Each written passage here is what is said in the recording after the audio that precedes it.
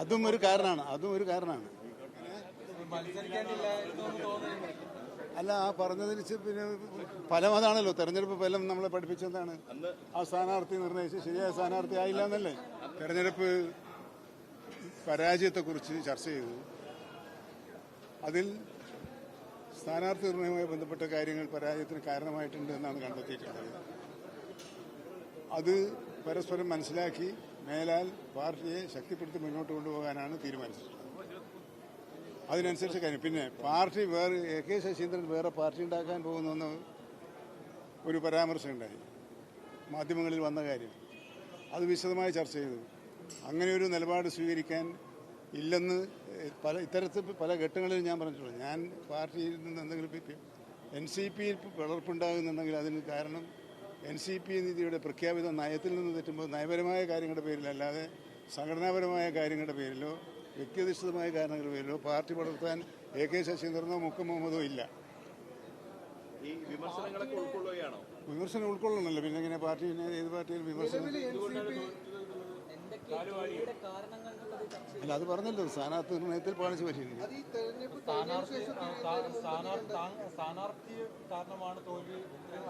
അതും ഒരു കാരണമാണ്. അതെ, അത് പല കാരണങ്ങളിൽ ഒന്നതാണ്. ജില്ലാ കമ്മിറ്റി എങ്ങനെ അല്ല, ആ പറഞ്ഞതിന് പിന്നെ ഫലം അതാണല്ലോ. തെരഞ്ഞെടുപ്പ് ഫലം നമ്മളെ പഠിപ്പിച്ചെന്താണ്? ആ സ്ഥാനാർത്ഥി നിർണയിച്ച് ശരിയായ സ്ഥാനാർത്ഥി ആയില്ല എന്നല്ലേ. അങ്ങനെയല്ലേ പറയുന്നത്. ഞാൻ മാറിയിരുന്നെങ്കിൽ ജയിക്കുമായിരുന്നു എന്നാണ്. അത് സാങ്കല്പികമായൊരു ചോദ്യം. സ്ഥാനാർത്ഥി നിർണയത്തിൽ വീഴ്ചയുണ്ടായെന്ന് പറയുമ്പോൾ AK ശശീന്ദ്രന് സ്ഥാനാർത്ഥിക്ക് മാത്രമല്ല സംസ്ഥാന കേന്ദ്ര NCP നേതൃത്വത്തിന് വീഴ്ചയുണ്ടായി. ആർക്കാണോ ഉത്തരവാദിത്വം അവർക്കല്ല, ഞാൻ ഉൾപ്പെടെ.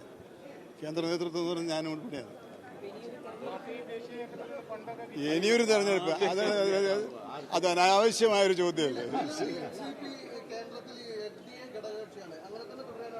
അല്ലല്ല, അങ്ങനെ ശരത് പവാറിന്റെ പാർട്ടിയാണ് ഞങ്ങളുടെ പാർട്ടി. അത് NDAയുടെ ഘടകകക്ഷിയായിട്ടില്ല ഇതുവരെ. എന്നാൽ അത്തരം വാർത്തകൾ ധാരാളം വരുന്നുണ്ട്. ആ വാർത്തകൾ അങ്ങനെ സംഭവിക്കുന്ന ഘട്ടത്തിലല്ലാതെ, അങ്ങനെ സംഭവിച്ചാൽ ഇവിടെ ഒരു ആര് തമ്മിലും വ്യത്യാസമില്ലാതെ ഒറ്റക്കെട്ടായി കേരളത്തിലെ NCP പ്രവർത്തകന്മാർ NDA സഖ്യത്തെ ചോദ്യം ചെയ്യും. സ്ഥാനാർത്ഥി നിർണയത്തിൽ വീഴ്ച പറ്റിയെന്ന് പറഞ്ഞ അന്തിമ തീരുമാനം എടുത്തത് ശരത് പവാറാണ്. ശരത് പവാറിന് വീഴ്ച പറ്റി എന്ന് പറയാൻ പറ്റില്ല. ഒരു വ്യക്തിക്ക് അത് ഇവിടുന്ന് നമ്മളിപ്പോൾ പറയുന്നതിൽ അദ്ദേഹത്തിന് റിപ്പോർട്ടുള്ളൂ. അതുകൊണ്ട് നേതൃത്വം എന്ന് പറയുന്നത് ഞാനുൾപ്പെടെയുള്ള നേതൃത്വത്തിനാണ് വന്നത്, അല്ലാതെ വേറെ ആർക്കും പറ്റിയെന്ന് ഞാൻ പറയില്ല. അല്ല, ഏതായാലും സ്ഥാനാർത്ഥിയെ മാറിയിരുന്നെങ്കിൽ ജയിക്കുമായിരുന്നു എന്നാണ് ഞാൻ തോറ്റതിലൂടെ ജനങ്ങൾ പറഞ്ഞത്. ആ ജനവിധി ഞാൻ മാനിക്കുന്നു. ഇല്ലില്ല, ആരും എനിക്ക് രണ്ടു കാലേ ഉള്ളൂ. പിന്നെ അത് അവിടെ തന്നെ ഉണ്ട്. അല്ല, വോട്ടിന് CPM, NCP, BJP എന്നൊന്നുമില്ല. സഹപ്രവർത്തകനായിരുന്ന ഒരു ശശീന്ദ്രനെ അവിടെ സ്ഥാനാർത്ഥിയാക്കി കൊണ്ടുവന്നതിന് പിന്നിൽ സ്വന്തം കൂടെ ഉണ്ടായിരുന്ന ആളുകളാണെന്ന് അന്ന് തന്നെ ആരോപണം ഉയർന്നതാണ്. അതിനെക്കുറിച്ച് എന്താണ് പറയാനുള്ളത്? അന്നൊരു ആരോപണം ഉണ്ടായിട്ടില്ലല്ലോ. അങ്ങനെ അല്ല, എനിക്കങ്ങനെ ഒരു ആരോപണം ഉണ്ടായിട്ടില്ല. ഞാനങ്ങനെ ഒരു ആരോപണം ഉന്നയിച്ചിട്ടുമില്ല. പിന്നെ ഒന്ന് താങ്കൾ മനസ്സിലാക്കേണ്ടത്, ഞങ്ങളുടെ യോജിപ്പിന്റെ മേഖല എന്ന് പറഞ്ഞാൽ ഒരൊറ്റൊരു പൊളിറ്റിക്കൽ പോയിന്റിലാണ്. ആ പൊളിറ്റിക്കൽ പോയിന്റ് എന്ന് പറയുന്നത് ഇടതുപക്ഷ ജനാധിപത്യ മുന്നണി എന്ന രാഷ്ട്രീയ ആശയമാണ്. അതിന് ദോഷം സംഭവിക്കുന്ന ഒരു കാര്യവും കേരളത്തിലെ ഒരു NCP പ്രവർത്തകനും ചെയ്യില്ല. അതിലാണ് ഞങ്ങൾ ഐക്യം. ആ ഐക്യത്തിൽ ജനങ്ങൾ എന്നെ തോൽപ്പിച്ചാൽ അങ്ങനെ തന്നെയല്ലേ.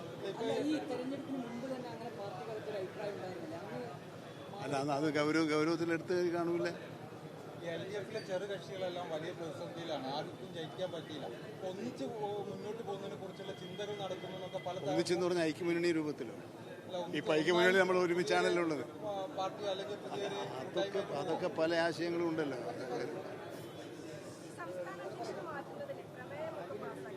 ആര് സംസ്ഥാന അധ്യക്ഷനെ ഇല്ലില്ല, പുതിയൊരു അധ്യക്ഷൻ സംസ്ഥാന തലത്തിലൊക്കെ വരണ്ടേ? 29-നാണല്ലോ പുതിയ അധ്യക്ഷൻ. സംസ്ഥാന പ്രസിഡന്റിനെ സംബന്ധിച്ചോളം ഇടക്കിടക്ക് സംസ്ഥാന അധ്യക്ഷന്മാരെ മാറ്റിക്കൊടുക്കും. സംസ്ഥാന പ്രസിഡന്റ് കേന്ദ്രത്തിൽ അനുസരിച്ചാണ്.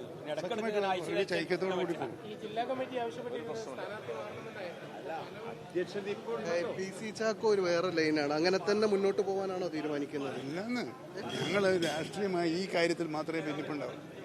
ഈ വിഷയത്തിൽ യോജിക്കാത്തവരുമായിട്ട് യോജിക്കൂല, യോജിപ്പുള്ളവരുമായിട്ട് യോജിക്കും. അത്രയേ ഉള്ളൂ, അല്ലാതെ വേറെ ഒന്നും.